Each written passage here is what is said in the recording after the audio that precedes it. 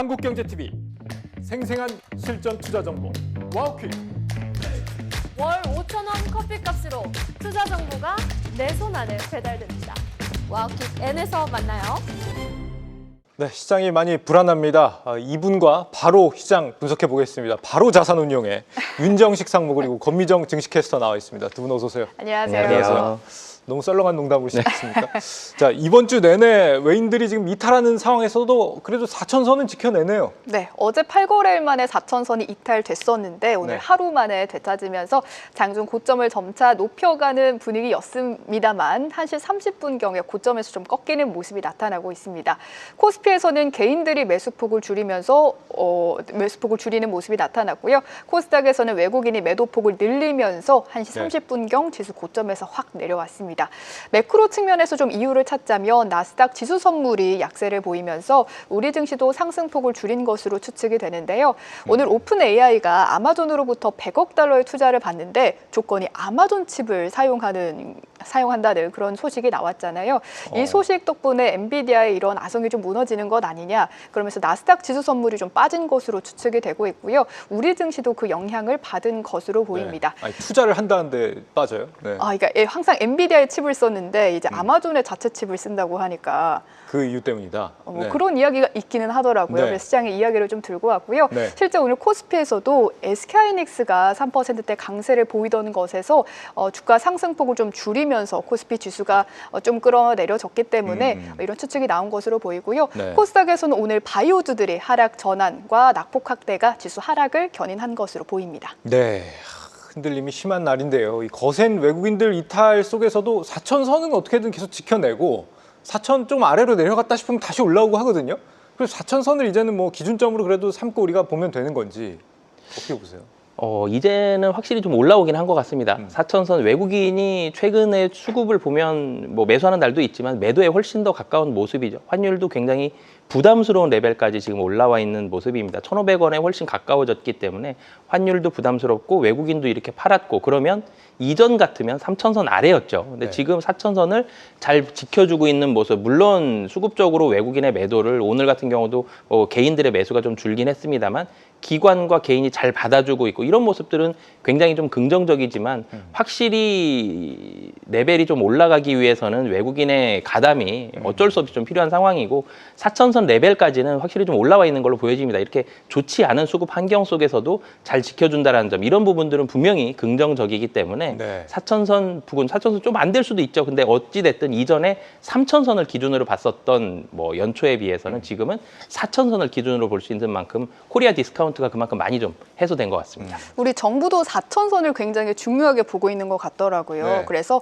4천선 붕괴라는 표현을 좀 지양해달라고 해서 저도 방송에서 지양하고 있습니다. 네, 붕괴 4천선을 누가 붕괴라고 하겠습니까? 네, 그 그냥 하회 3천선이 정도로. 기준이었다 하셨는데 2천선이 기준 아니었습니까? 2,500이 기준이었는데 지금 4천으로 올라와 있습니다. 더 레벨업을 하려면 외국인들의 유입이 필요하다 말씀을 주셨는데 사실 이제 수급 주체들을 지금 보자면 쏠림 현상이 좀 심한 것 같아요. 지금 기관들만 좀 사들이고 있는 그런 시장 아닌가요? 네, 최근 3개월 동안 좀 그런 흐름이 나타났습니다. 새 주체의 최근 3개월 매매 동향을 보면요. 개인과 외국인이 코스피를 팔고 그걸 기관이 다 받아주는 형태였습니다. 네. 개인과 기관 합해서 한 8조 넘게 매도를 했고 기관이 8조 원 가량 매수를 했는데요. 우선 기관 쪽에서는 금융투자 쪽이 14조 원대로 가장 많이 들어왔고요. 연기금은 8천억대 매도로 잡혔는데 그래서 연기금 쪽에서 좀 변화가 잡히는 건 코스피가 아니라 코스닥 쪽이더라고요. 연기금이 지난달부터 코스닥을 담는 흐름이 좀 나타났습니다. 10월까지만 하더라도 코스닥을 한 500억 원대 매도를 했었는데 지난달에 200억 원대로 매수 전환한 것에 이어서 이달에 많이 샀네요. 네, 이번 달 들어서는 뭐 1,000억 원 넘게 매수가 들어와서 또 연기금이 좀 포지션을 오래 가져가는 특성이 있잖아요. 그래서 코스닥 쪽에서의 연기금 포지션 변화가 그래도 좀 눈에 띄는 부분이 아닌가 싶습니다. 예, 이재명 대통령이 어제 국민연금 뭐 국내 주식 비중 더 확대해라 이렇게 강하게 얘기를 하기도 했는데 수급 주체에서 이게 기관들로 이렇게 좀 쏠림이 있다는 점 이건 뭐 특별히 걱정할 요인이거나 그러진 않겠죠? 걱정할 요인이라기보다는 사실 네. 좀 다행스러운 부분이죠. 지금 기관이 같이 팔았으면 지수가 굉장히 좀 빠른 속도로 무너졌을 것 같습니다. 네. 수급 가장 큰 주체 외국인 기관인데 외국인의 매도 금액이 뭐 엄청나게 큰 편은 아니지만 기관도 같이 팔았다라면 많이 무너졌을 텐데 기관이 매수해주고 있다라는 점은 좀 긍정적인데 네. 수급 주체 중에서 금융투자 좀 전에도 말씀 주셨는데 금융투자가 압도적으로 좀 가장 많이 사죠. 물론 이제 2등이 연기금인데 네. 연기금 사는 건 긍정적입니다. 변동성이 좀 적기 때문에. 그런데 금융투자는 상당히 좀 빠른 속도로 매매를 하고 팔 때는 또 급하게 또 팔 수도 있기 때문에 금융투자가 매수한다라는 점은 좀 아쉽지만 그래도 기관이 사줘서 잘 버티고 있다라는 점은 좀 긍정적인 그런 상황입니다. 지금 4천선에 와 있긴 하지만 금융 투자가 좀 많이 사들였다는 부분은 약간은 좀 야들야들한 수급이다. 좀 불안한 부분도 있다 이런 말씀이시네요. 자, 외국인들까지 좀 들어와 준다면 금상첨화일 것 같은데 외국인들은 대체 지금 왜 빠져나가는 것인지 미국의 실업률이 지금 4년 만에 최고로 나왔다라고 한다면은 금리 인하 속도가 더 빨라진다고 기대할 수 있는 상황 아니겠습니까? 실제 뭐 미 국채 금리도 지금 소폭이지만 좀 내림세를 나타내고 있는 모습인데 그럼에도 글로벌 투심이 계속해서 지금 이렇게 불안정한 모습을 보이는 건 어떤 배경이라고 보세요? 네, 우선 사실 지난달에도 한번 말씀드렸던 것 같아요. 12월입니다. 12월이기 때문에 다 정리하고 직원의 입장에서 생각을 해보면 펀드 매니저의 입장에 생각을 해보면 금년 수익률은 대부분이 다 수익률이 좋았을 거거든요. 네. 빨리 수익을 확정 짓고요. 여기에서 성과급 받고 휴가 가고 싶습니다. 이런 마음들이 있고 특히 월가 같은 경우는 더 휴가가 빠르거든요. 국내 기관들보다 11월 말부터 휴가를 좀 길게 가는 경향들이 좀 있기 때문에 이런 부분들의 펀드를 좀 정리하겠다. 그럼 당연히 매수할 자금들이 좀 부족한 상황이죠. 그리고 국내로 좀 넘어와 보면 국내에서는 11월 말까지 뭐 정리를 하고 이렇게 빠른 속도로 할 수는 없습니다만 금년의 수익률 굉장히 좋게 만들어놨는데 여기에서 추가적으로 어떤 종목을 담았다가 어떤 섹터를 담았다가 수익률을 훼손한다라면 너무 아쉽죠. 그래서 굉장히 좀 적극적으로 사기가 펀드 매니저들의 입장에서는 좀 꺼려지는 이런 상황들이 좀 펼쳐지고 있는 그런 상황이 있고 또 외국인들의 입장에서 보면 외국인들의 한국 시장은 종목으로 보는 게 아니라 한국이라는 시장으로 보고 있거든요. 그럼 이 한국이라는 시장이 어떨 때 매력적이냐? 1번이 기업 실적이 아니라 1번이 환율입니다. 환율에 있어서 손실 나거나 이익이 났을 때 이 부분이 가장 첫 번째로 반영이 되는 가장 빨리 반영이 되고 있는 상황인데 환율이 부담스럽죠. 1,400원대 후반까지 올라간 상황에서 원화 환율이 원화가 더 약세가 되면 어떡하지라는 우려감까지 좀 있기 때문에 예. 외국인들의 수급이 12월 말까지는 극적으로 바뀌기에는 좀 쉽지 않은 그런 상황이다라고 보여지기 때문에 예. 네. 지금 뭐 미국 경기 둔화와 함께 달러 약세가 계속 좀 심화되는 현상이 직접 눈에 보이고 있지 않습니까? 98 초반까지 지금 내려와 있는 DXY.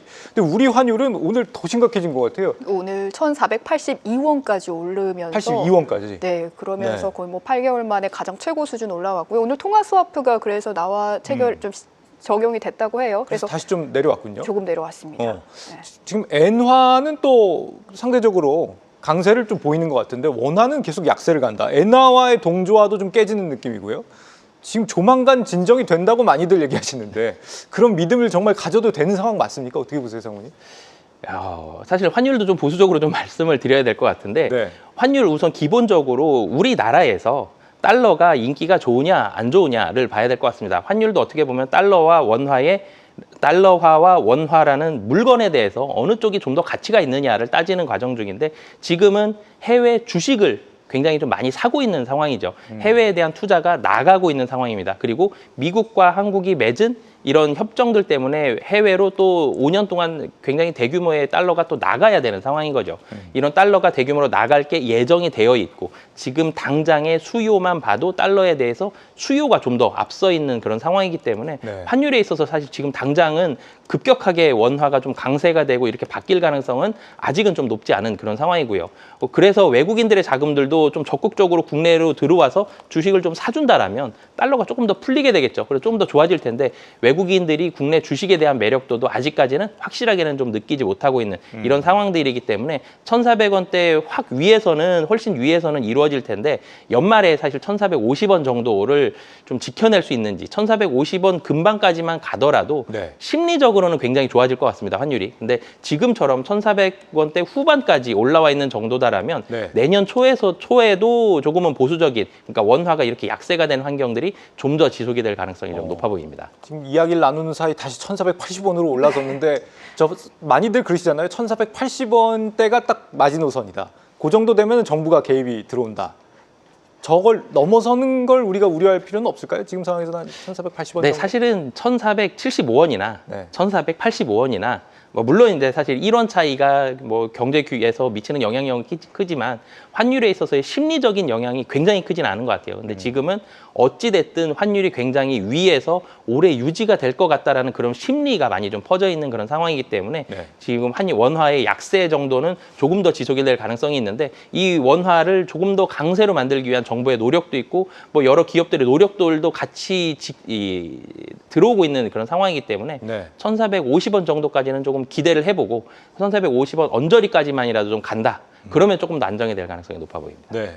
그렇게 내려가야 좋은데 진짜 1,480원이라는 숫자까지는 아직까지는 그래도 우리가 괜찮은데 이게 90원, 1,500이라는 숫자까지 딱 나오게 되면은 심리적으로 굉장히 부담스럽거든요. 그러니까 내려가기를 좀 기대를 해보고요. 지금 달러가 약세를 보이다 보니까 금값은 막 급등을 하고 있습니다. 다시 금 좀 들고 있어요? 금 좀? 전 돌반지밖에 없는데요. 제가 아하. IMF 시절에 좀 태어나서 예. 많이 아니 뭐 없습니다. 커플링 이런 것도 없습니까? 그런 아쉽네. 네. 자, 이 달러 약세와 함께 동반되고 있는 금값의 강세도 앞으로 좀 계속 이어질 수 있다고 우리가 봐야 되나요? 이 부분은 어떻게 보세요? 네, 금값도 결론적으로는 지금 미국에서 금리 인하를 12월에 했죠. 네. 사실은 이 금리 인하라는 부분이 지난달만 하더라도 12월 금리 인하가 조금은 불투명한 상황이었습니다. 그러다가 금리 인하 가능성이 조금씩 높아지다가 12월에 금리 인하를 해줬죠.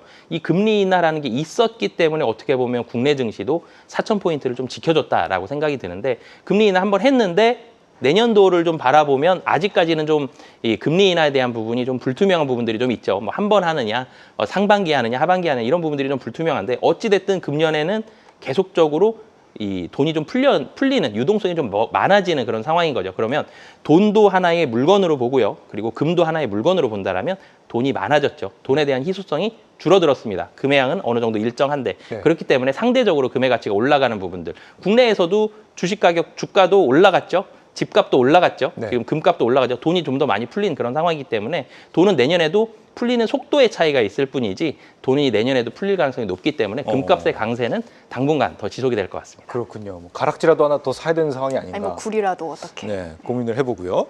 자, 이번 주에 그러면은 지금 미국 물가 지표가 남아 있고 또 BOJ 금리 결정이 남아 있지 않습니까? 이들 변수가 다 지나가고 나면 우리 시장에 그래도 좀 외국인들 유입도 들어오고 하는 것인지 어떻게 예상을 하세요? 근데 사실 미국 실업률이 안 좋게 나왔죠. 네. 그럼 물가가 그럼 만약에 그럼 안정적으로 잘 나온다. 그러면 금리 인하에 대해서 좀 더 우호적인 환경이긴 한데 실업률이 4.6%면 굉장히 높은 편이죠. 네. 그럼에도 불구하고 금리 인하 기대감 있었을 것 같은데 증시는 그렇게 좀 시원치 않은 반응을 좀 보여줬습니다. 한국도 마찬가지고요. 그래서 미국의 금리, 물가 이런 부분들이 12월 말까지 국내에 미치는 영향력은 좀 제한적일 걸로 보여지고요. BOJ 금리 결정에 따라서 엔화가 좀 더 강세가 될 수 있는데 요즘의 추세를 보면 사실은 이전 뭐 작년 재작년까지만 하더라도 엔화와 원화가 굉장히 동조화되는 모습들이 많이 보였었는데 최근에는 원화가 제일 좀 안쓰럽죠. 엔화와 같이 가지 못하고 있는 그런 모습들도 있기 때문에 네. BOJ와 뭐 미국 물가에 대한 영향력 무시할 수는 없겠지만 국내에 미치는 영향력은 굉장히 좀 제한적일 걸로 예상하고 있습니다. 예, 지금 코멘트가 하나 나왔네요. 한국은행 총재가 지금의 환율이 금융 위기 수준은 아니지만 물가와 뭐 양극화의 위기가 있다 이렇게 얘기를 했습니다. 위기라는 단어를 좀 조심해서 쓰시지. 자, 저 코멘트는 어떻게 이해를 하세요? 네, 사실은 이 물가가 한국은행 가보면 이 로비의 현판에 걸려 있죠. 물가 안정. 이번에 이제 뭐 한 가지의 역할이 더 추가가 됐죠. 금융 안정까지 추가가 되는데 물가가 굉장히 중요하죠. 근데 국내에 있는 물가 양극화라는 표현을 좀 위기라고 좀 강하게 표현을 하시긴 했습니다만 지금 코멘트가 또 하나 더 나왔습니다. 한미 투자 연 200억 달러. 저거 굉장히 우리 네. 부담스러워하는 부분인데 외환 시장에 위험이 없을 때 송금하겠다. 요거는 그래도 시장이 좀 안정을 줄 수 있는 발언 아닌가요? 네, 사실은 저 200억 달러가 굉장히 부담스러운 부분이죠. 200억 달러입니다. 200억도 많은데 네. 200억 달러가 연간 매년 나가야 되는 그런 부분들이 있기 때문에 사실 저 부분이 외국에서 봤을 때는 외국인 투자자들 상당히 부담스러워하는 부분이거든요. 매년 200억 달러씩 매년 나가야 되는데 그러면 이 달러가 외국인들이 1년에 국내에서 주식 200억 달러씩 사주면 상당히 좋습니다. 근데 예. 200억 달러가 외국인이 들어오는 게 아니라 돌아 나가야 되는 거죠, 환율이. 그래서 이 부분이 부담스러운데 그 부분에 대한 변동성, 이 일로 200억 달러 유출로 인한 변동성을 줄이기 위한 발언을 해주시긴 했습니다만 네. 사실 시장에 미치는 영향력은 좀 제한적일 것 같습니다. 그러네요. 제한적이네요. 지금 상황을 보면. 네. 제가 이렇게 바로바로 질문을 드리는데 상무님은 이렇게 당황을 안 하시고 답변을 참 잘하십니다. 자, 이 지난달에 우리가 상무님을 한번 모셨었는데 네. 결국에는 지난달에 상무님이 예견한 그대로 되고 있는 부분들이 몇 개 있어서 오늘 그걸 좀 여쭤보려고 해요. 지금 연말에 말씀하신 것처럼 이제 북클로징이 많을 거기 때문에 좀 보수적으로 대응을 해야 된다 이렇게 말씀을 하셨는데 실제로 시장이 12월 들어서 굉장히 좋지가 않습니다. 이 흐름은 올해 내내 연말까지 계속 이어진다 이렇게 봐야 될까요? 네, 사실 제가 지난달에 너무 보수적으로 말씀을 드린 것 같아서 네. 좀 후회를 했습니다. 좀 긍정적으로 말씀드렸으면 좀 네. 틀려도 좋은 얘기니까 괜찮은데 부정적인 아, 또 얘기가 이렇게 약한 모습을. 그런데 네. 사실은 또 부정적인 말씀을 계속 드려야 될 것 같습니다. 지난달에는 제가 북클로징이 되기 때문에 대형주들에 대한 움직임들이 좀 좋지 않을 가능성이 높다라고 말씀을 드렸었고 네. 그래서 코스닥 쪽으로 분위기, 중소형주로 분위기가 조금 더 괜찮을 것 같다는 말씀을 드렸었는데 이제는 정말 이제 12월이 반도 안 남았죠. 네. 그리고 12월 30일까지 또 빼고 크리스마스 빼고 보면 거래일수가 며칠 안 남았습니다. 그래서 며칠 안 남은 이 거래일수 동안은 최근의 움직임보다도 조금 더 안 좋을 가능성이 높아요. 그리고 지난달에서 이번 달로 넘어올 때에는 금리 인하에 대한 세모가 있었는데요. 금리 인하 그 세모가 동그라미로 바뀌었죠. 여기서 가산점 얻는 이런 과정이 있었기 때문에 네. 이 주가가 어느 정도 좀 버텨줄 수 있는 이런 버팀목 역할도 했었는데 금리 인하 했습니다만 내년에 대한 부분들, 내년 금리 인하는 여전히 좀 불투명한 부분들이 있고 연말이 더 많이 연말로 다가왔기 때문에 앞으로의 움직임들은 조금 더 보수적인 그런 상황들이 펼쳐질 가능성이 좀 높아 보입니다. 그럼 조금 품격 없는 질문일 있을 순 있겠습니다. 그럼 12월 말에 저가 매수하면 되나요? 네, 사실은 저는 개인적으로는 12월 말 매수는 괜찮은 것 같습니다. 제가 12월 계속적으로 좀 안 좋다라고 말씀을 드렸는데 네. 계속 안 좋을 가능성이 좀 높아 보이는데 이제 근데 12월 말 되면 배당락 있죠. 그 부분만 좀 잘 맞춰서 매수를 하시면 긍정적일 것 같고요. 그리고 항상 이 증시 격언 중에 정부의 정책에 반하지 마라라는 말이 있지만 정부의 정책은 증시를 좀 좋게 하기 위한 노력을 계속적으로 펼쳐지고 있죠. 연기금에 대한 얘기도 마찬가지로 연기금에서 국내 연기금이 굉장히 자금이 많기 때문에 국내 주식 조금만 더 사줘도 많이 올라갑니다. 그래서 네. 이런 정책적인 긍정적인 상황들도 있다라는 점 이런 부분들이 있기 때문에 내년의 증시는 뭐 상반기에 긍정적일 가능성이 훨씬 더 높아 보입니다. 그리고 지금 반도체 주가 조금 쉬고 있는 모습들이 있는데 네. 굉장히 실적이 좋을 거거든요. 굉장히 실적이 좋기 때문에 이 좋은 실적은 내년 상반기에 좀 반영이 될 가능성이 높아 보이고요. 금년과 같은 드라마틱한 상승까지는 힘들겠지만 내년 상반기는 금년 12월처럼 쉬는 증시가 아니라 조금 더 올라갈 가능성이 높은 그런 증시가 펼쳐질 것 같습니다. 네, 아주 중요한 질문을 했는데 자신감을 가져요, 김희정 캐스터. 감사합니다. 네. 반도체주들이 실제 오늘 또 분위기가 아주 좋아요. 네, 삼성전자가 오늘 SK 대비해서 좀 아웃퍼폼하는 모습 나타났고요. 네. SK하이닉스도 한 1%대로 상승폭을 줄였는데 다시 올라오는 모습이 나오네요. 최근 사실 한 달 기준으로도 SK하이닉스는 11% 하락한 반면에 삼성전자는 한 달간 5% 상승하면서 최근 삼성전자의 우위가 나타나고 있는데요. 어제는 JP모건이 단기적 측면에서 SK하이닉스보다 삼성전자가 더 낫다라고 했었는데 오늘 골드만삭스도 좀 비슷한 얘기를 했어요. 삼성의 목표가를 12만 3천 원에서 14만 원으로 상향 조정하면서 비율을 높였는데 이유는 JP모건과 똑같다고 합니다. 레거시 메모리 가격 상승에 따라 실적 개선이 나타날 건데 26년 디램 가격 상승률이 전년비 80%나 성장할 것으로 봤고요. 또 여기에 환율 효과까지 더해서 4분기 영업이익을 14조 원대에서 19조 원대로 확 올리기도 했습니다. 네. 오늘은 또 이렇게 긍정적인 전망이 나오지만 내일은 또 어떻게 될지 모르는 AI 반도체 섹터 아니겠습니까? 이 잡음이 계속 이어지는 거 아닙니까? 이게 한 번씩 이렇게 흔들어주는 잡음이 나오고 있는 상황에서 삼성전자와 하이닉스의 앞으로 운명을 어떻게 보십니까? 사실 연말까지는 조금 보수적일 수도 있습니다. 소폭 하락할 수도 있지만 큰 폭의 하락 가능성은 좀 낮거든요. 제가 수급적으로는 보수적이다라고 말씀을 드렸지만 네. 실적 숫자는 굉장한 서프라이즈가 나올 겁니다. SK 하이닉스와 삼성전자 D램이 엄청난 호황을 보여주고 있기 때문에 이 호황은 내년에도 이어질 거고요. 지금 HBM 물론 이제 D램의 메모리 반도체 부분 집합이기도 하죠, HBM이. 근데 메모리 반도체를 생산하는 라인 중에 HBM도 생산을 하고요. D램도 생산을 합니다. 생산하는 라인이 굉장히 타이트하고요. 이 재고도 굉장히 타이트한 그런 상황이기 때문에 이런 상황들은 내년도에도 이어질 가능성이 높다. 그래서 굉장히 좋은 실적은 이어질 거기 때문에 4분기 12월 달에 특히 주가가 조금은 쉴 수 있어도 내년도에는 이 실적이 반영이 될 가능성이 상당히 높기 때문에 저도 SK 하이닉스, 삼성전자 좀 긍정적으로 바라보고 있습니다. 마이크론 실적이 이번 주에 굉장히 중요한 변곡점이라고들 얘기하는데 실제 변곡점이 될 수 있나요? 네, 지금 반도체주가 조금 쉰다라는 말씀을 드렸죠. 마이크론 실적이 잘 나올 가능성이 매우 높습니다. 마이크론도. 마이크론 실적이 잘 나오면 엔비디아 실적이 잘 나왔을 때 반도체 분위기가 살살 우려감이 나오면서 좀 떨어지다가 엔비디아가 계속 실적을 좋게 냈었죠. 네. 엔비디아 실적 잘 나오면 삼성전자, 하이닉스의 우려감도 많이 줄어들었던 것처럼 마이크론 실적도 잘 나오면 삼성전자, 하이닉스 주가가 단기적으로 좀 반등할 수 있는데 좀 전에도 말씀드렸지만 12월 말까지는 조금은 보수적으로 그래서 단기적으로 좀 반등했다가 다시 한번 또 쉴 수는 있다라는 좀 말씀을 드리겠고 다시 또 내년으로 가면 긍정적일 것 같습니다. 네. 그 삼성전자입니까? 하이닉스입니까? 저 개인적으로는 삼성전자에 한 표를 주고 싶습니다. 예. 아니면 또 오늘 아마존 이슈가 또 있다 보니까 엔비디아 쪽은 갈수록 좀 힘을 잃어가는 그런 게 아닐까 이렇게 예상들이 나온 것 같아요.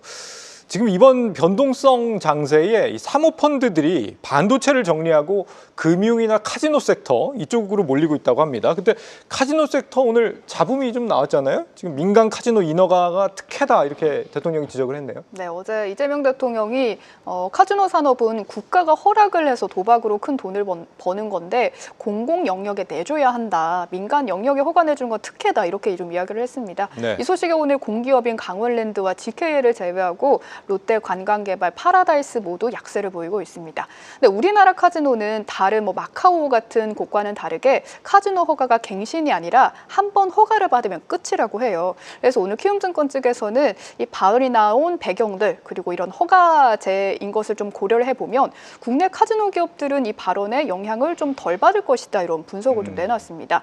그러니까 이 발언이 지방 정부가 우리도 관광객 유치를 위해서 새 카지노를 만들어 달라라는 상황에서 이 대통령의 발언이 나온 건데 지금 어차피 파라다이스랑 롯데 관광개발 쪽은 지방 쪽에 카지노를 지을 생각이 없어요. 그래서 이 기업들도 원래 지을 생각이 없었기 때문에 상관이 없을 것이다. 네. 그러면서 키움 쪽에서는 오히려 신규 민간 사업자를 허가를 안 해준다면 해외 유명 카지노가 국내에 들어올 가능성이 차단되니까 오히려 국내 카지노 기업들에게는 호재다. 이런 평가를 내기도 네. 했습니다. 그 평가가 정말 맞는지 맞을 수도 있겠습니다만 관광진흥법을 좀 찾아보니까 허가 요건을 바꾸면은 등록을 취소하는 것도 가능은 하더라고요.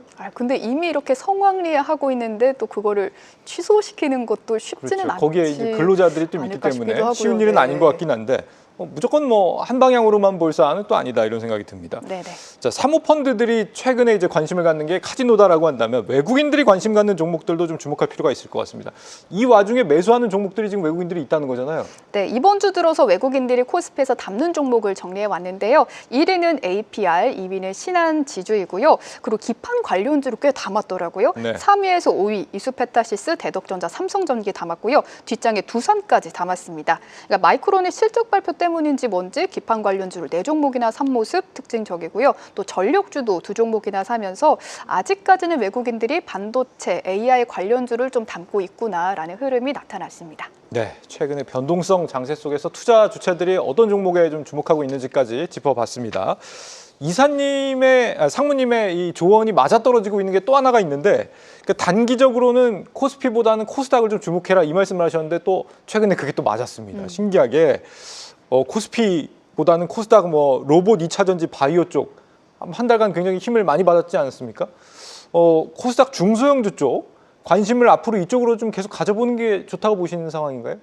네, 우선 코스닥의 수급이 조금 더 유리했죠. 지수가 하락할 가능성도 있었지만 하락이 나온다고 하더라도 제한적일 가능성이 높았고요. 그럼 제한적인 지수의 움직임 속에서는 대형주보다는 중소형주가 훨씬 유리했기 때문에 이제 그런 말씀을 드렸었는데 코스닥에 또 중소형주의 단점이 있죠. 변동성이 심하다라는 단점이 좀 있어서 코스피보다는 코스닥의 환경 자체는 조금 더 유리한 환경이었다라고 하지만 변동성이 상당히 커서 여기서 잘못 매매하면 전체적으로는 올랐다라고 하더라도 매매 잘못하면 또 손실 날 수도 있기 때문에 이 변동성에 대한 부분이 있고 그리고 코스닥에서 조금 더 안정성을 높이기 위해서는 물론 바이오 오늘 좀 조정을 받고 있고 좋은 종목들도 많습니다만 굉장히 좀 긴 모멘텀을 가지고 있는, 그러니까 확실한 좀 모멘텀이 필요한 것 같아요. 로봇 관련된 종목들은 이제는 뭐 현대차라든지 뭐 피지컬 AI 얘기도 나오고요. 로봇 얘기가 내년에도 끊임없이 나올 거거든요. 그래서 로봇처럼 길지만 확실하게 좋아지는 모멘텀을 보유하고 있거나 아니면 확실하게 또 실적이 좋아지는, 오늘 기판 관련된 종목들도 그렇고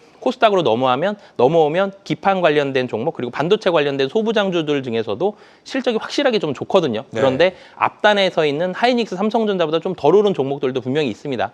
이런 종목들도 코스닥에 있지만 실적이 확실히 좀 좋아진다. 확실한 무언가가 또 있죠. 그래서 이런 종목들, 그러니까 실적이 확실하게 좋아지는 2차 전지에서도 이 셀업체들뿐만이 아니라 소재 업체들도 ESS가 확실히 좀 좋아지는 모습을 요즘에 보여주고 있기 때문에 확실하게 긴 모멘텀, 그러니까 이 모멘텀을 보유하고 있는 혹은 실적이 확실하게 좋아지는 이런 종목들로 조금은 범위를 이제는 좀 줄이시는 게 좋을 것 같습니다. 네, 뭐 코스닥이든 코스피든 펀더멘털이 좀 탄탄한 종목들을 이런 시장에서도 흔들리지 말고 우리는 좀 주목을 해봐야 된다, 이런 말씀을 주셨습니다. 바로자산운용 윤정식 상무 그리고 권미정 캐스터였습니다. 잘 들었습니다.